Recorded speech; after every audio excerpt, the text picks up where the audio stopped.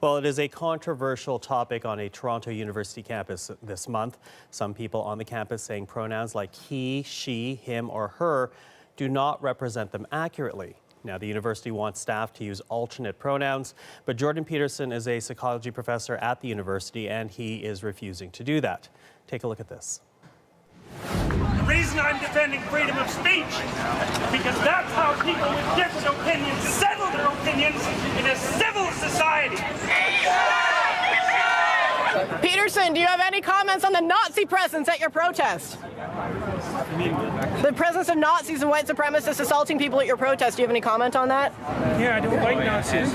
I'm speaking out the way I'm speaking out because I think this is a route to no violence. And violence is lurking. And you can say that that sounds like a threat. There was no violence at our protest, though. I just asked, would you refer to me if it wasn't for this law, and I asked you to refer to me with they, them pronouns, would you? And your answer was no. Not if I was compelled to. But we're saying... So just an example of how things have become heated at the University of Toronto. That scene showing different groups of students, some confronting the professor about his position, others supporting him. Now, Peterson says this is about free speech, but A.W. Pete is also a professor at the University of Toronto who says that Peterson's language is abusive. Joining us right now is Professor Jordan Peterson, as well as Professor A.W. Pete. Thank you for joining us today. Thanks. Professor Peterson, let's begin with you. Why are you against the use of alternate pronouns? I'm against the use of legislation to determine what words that myself and other people are required to utter. But would you use alternate pronouns if a student asked you to? I think I've made my position on that clear already. Well, perhaps not to our audience at home who are just being introduced to this. Would you use alternate pronouns? And why not? Because I don't believe that other people have the right to determine what language I use, especially when it's backed by punitive legislation. And when the words that are being required are the constructions, they're artificial constructions of people I regard as radical ideologues whose viewpoint I do not share. Well, we have a graphic to show our audience at home, just some of the pronouns being used or asked to be used as alternates. Among them you see here Z or Zim, Z or here, Z or Zir, also hey, or a rather, and per. So just some of the alternate pronouns there. Professor Pete, when you hear Professor Peterson saying that this is oppressive, how do you respond to that? The Peterson drama has done real harm to real people on campus. He's made it harder to be transgender or non-binary. I know this from personal experience. I'm non-binary and transgender, and I know how it's felt to be on the U of T campus for the last month. And I also know from private communications with other affected people. You know, in New Zealand, where I grew up, academics have a statutory role enshrined in the Education Act to be a critic and conscience of society. So I think that's an idea worth exporting to Canada. So I'd like to give Peterson about a B+ for his critic role recently, and an F for the conscience part.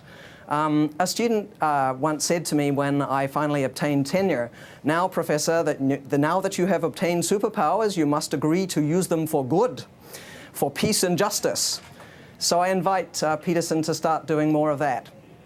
Well, Professor Peterson, those who are asking for this alternate use of alternate pronouns, they are saying it boils down to respecting their human rights. How do you respond to that? I don't think it boils down to respecting their human rights. I think that it's an imposition on freedom of speech that's being implemented at a legislative level. I also think that if there was a naturally evolving solution to the linguistic problem that's being posed by a small fraction of the transgender community, that people would have already adopted it. We've never had a situation in the usage of English before that required legislation to produce a transformation in the manner in which people spoke. It's a very dangerous precedent. So it's one thing to tell people what they can't say. So, for example, we have legislation making it illegal to do such things as deny the Holocaust. It's a completely different thing to demand that people use certain words when they're formulating their own ideas. And I mean, it's also absurd. I mean, here's one thing that's happened that I don't believe the formulators of this legislation ever foresaw. So in New York City, for example, there are now 31 protected gender identities. And I see no reason whatsoever why each of those gender identities can't demand the use of their own pronoun. And that absurd things like that have been happening on the University of Michigan campus, for example, where students have been given permission to tell faculty members and others what pronouns they're to be addressed by, and they're multiplying rapidly out of control. So the law is bad from an ethical perspective. It's sloppily written, and besides that, the solution that it imposes is practically untenable. Well, sorry, excuse me for jumping in, but I want to bring in Professor Pete here, because we did show those words to our audience at home, and perhaps the control room can show it to our audience once again. When you look at those alternate pronouns, I think it's fair to say that some people will see that at home and see that as very unwieldy, if you will. What do you say to those types of criticisms, including the one you just heard from Professor Peterson? Well, I'd like to encourage people struggling with this to be kind as their first impulse. You know, we call somebody what they want to be called in our society. For instance, I don't call somebody Julie if they prefer to be called Jordan. That's just basic human courtesy. Here's a great little tip for people who are despairing at the possibility of remembering all those pronouns. What I do is just program in the pronoun next to the person's name in my smartphone. So whenever I'm out and about and I've forgotten whether one of my trans friends uses ze or zer or they or them or something else, I just look it up and it's really super easy. One thing I'd like you to really look at in regard to this controversy is to watch out for who's getting centered in a discussion. Political correctness is code that powerful people use when they're annoyed that they're actually not the center of attention in any given discussion. And Bill C-16 is actually not about cisgender people. It's about protections for transgender people. And that's not, it's not about Jordan Peterson. So, we should have people learning to listen more. We have 2 ears and 1 mouth for a very good reason. When things get political, I like to ask who benefits and who gets to decide the rules of the game. So, mostly with this Peterson controversy, which is really just a small drama, a tempest in a teapot, he could just get over learning to program a few pronouns into his phone. By the way, I only have half a dozen or so that I actually use on an everyday basis, so it's not all that difficult. Professor Peterson, sorry, Professor Peterson, I'm going to jump in because I think Professor Peterson wants to get in on that. Yeah, well, kindness is the excuse that social justice warriors use when they want to exercise control over what other people think and say. So, if we're bandying back and forth our differences in values, I would say that the highest possible value is truth, and that one of the concomitants is that we need stringent protection for freedom of speech so that we can utter the truths that we see fit. And I think that that's a value that's much higher than kindness, for example. I mean, there's lots of situations in life where kindness in the immediate present is not the appropriate way to react at all. But so, for example, when you discipline children, you often hurt their feelings in the short term so that they can learn to behave properly in the medium to long term so that their lives go well. And so this automatic assumption that the people on the social justice warrior side of the equation are motivated only by kindness when they're also clearly motivated by power is something I find completely untenable. And I don't think that Pete's solution to program my cell phone so that I can remember what names people need to be called is a reasonable solution at all. We're actually supposed to now use electronic devices to bolster our ability to speak freely in case we offend someone? Is it so difficult to remember a pronoun? You remember somebody's first name, you remember their telephone number. I mean, I think that it's I don't very, remember very people's true first names that very easily, and I don't remember their telephone numbers very easily. And when I see a stranger, I call them by the pronoun that seems to be in accordance with their presented appearance. And that's you they being appear lazy, that way. Jordan. That's you being lazy. I think there's a very high value that we should also be aiming for in addition to truth. By the way, throughout this whole controversy, I have told the truth at every turn. So, trying to imply that that's not what's happening on people on the social justice, am I a social justice warrior? I don't know. But I think that we should be aiming for pluralism. This means recognizing more than one set of fundamental principles, fostering independent cultural traditions of minorities, and being willing to share power with people who are different than you.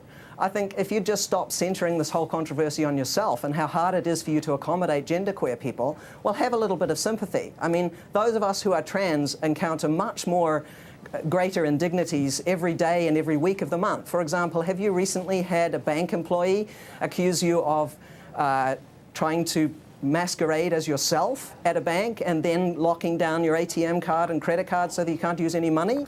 those are the sorts of problems that trans people face every day, being out of housing, being considered, considering suicide. These are really big problems. My refusal to use pronouns because left-wing activists want me to use them has nothing to do with whether or not trans people are having difficulties in society. And I'd also like to point out that I've had many letters of support. Problem, isn't it? I've had many letters of support from trans people, and they tell me that the trans activists don't support them, and most trans people Jordan, actually wanted to be referred to as he or she. Doesn't mean they that weren't you my are friends. Untransphobic. They just weren't because my you friends. know a few people, just because you've talked to a few trans people, you don't know the trans community like the trans community does. You've got no idea what it's like to be trans. Professor Pete, Professor Pete, I'm sorry to interrupt. Let's let Professor Peterson finish his thought, please.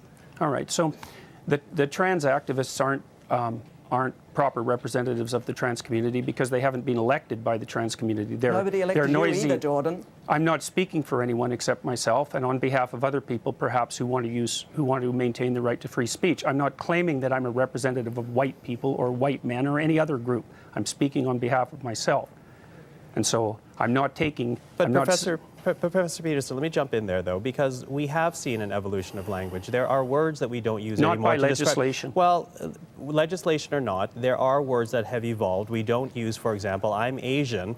I would bristle if someone called me Oriental. That is an evolution of how we use words. How is this different, whether legislated or not? I understand legislation is how it's different. I understand legislatively, but if at the heart of it is to allow a student to study free of what they feel is discrimination, why not help that along?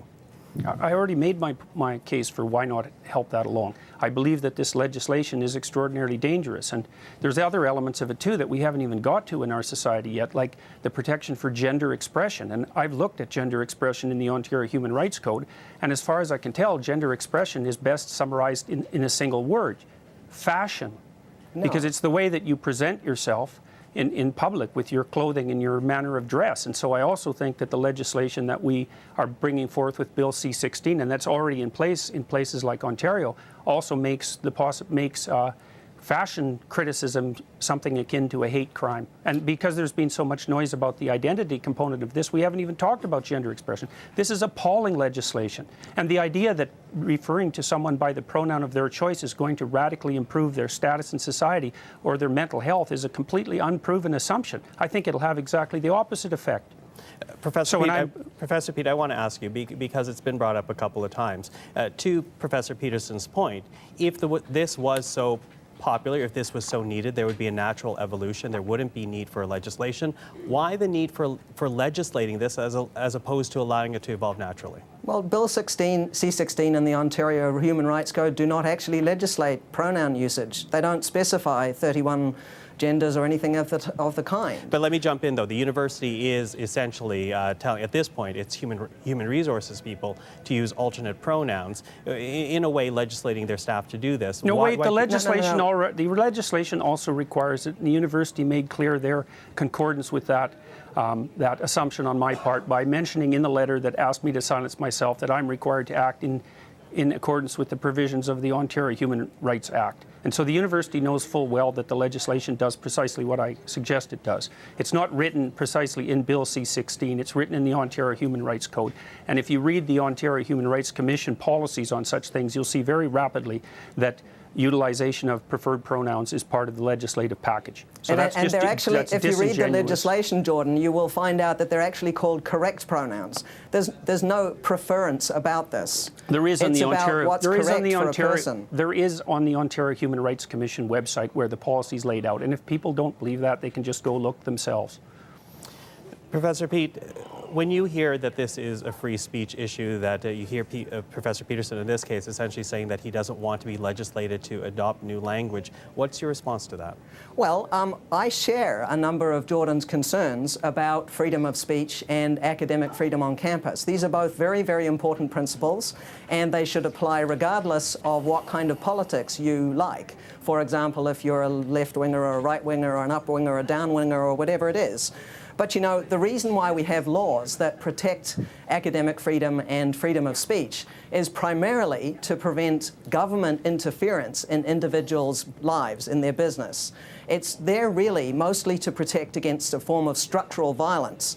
And these free speech laws were actually never intended to be used as all-purpose accountability shields, you know, so that you don't have to be held accountable for your actions. I'm perfectly willing to be held accountable for my actions, and the university has already indicated the seriousness with which they view my actions. And I also do not believe that free speech laws were there to protect, to regulate violence. Free speech laws are there because we use free speech to identify problems in our society, generate solutions to the problems, and then reach a consensus. So freedom of speech is actually is protection for the mechanism by which our individuals and society properly orient themselves across time. It's not even a principle, it's the fundamental method by which our societies manage to maintain the stability that they do maintain. And it's one of the ways we do that, yes. Well, I would say that it's the fundamental way. So, and I mean, I think we could have a reasonable discussion about that, but because freedom of speech is so tightly tangled up with the means by which we solve problems, I mean, I think, you know, and then I talk, but I get corrected when I speak publicly, and the fact that I'm being corrected constantly by the people that I'm speaking with helps orient my speech properly and helps orient public discussion properly. And I can tell you, too, that if there wasn't something absolutely vital at stake here that had a lot more to do than with just simple kindness, there wouldn't have been millions of people watching, for example, the assault that took place during the free speech rally that was held a few days after I released the video, which I see that CBC conveniently omitted to include in their video clips at the beginning of this interview. Well, Professor Peterson, we do want to thank you. We're sorry we're out of time here, but I want to thank both of you for joining us today. That is the University of Toronto professors Jordan Peterson and A.W. Peet, talking about what has become a very big controversy at the University of Toronto and beyond.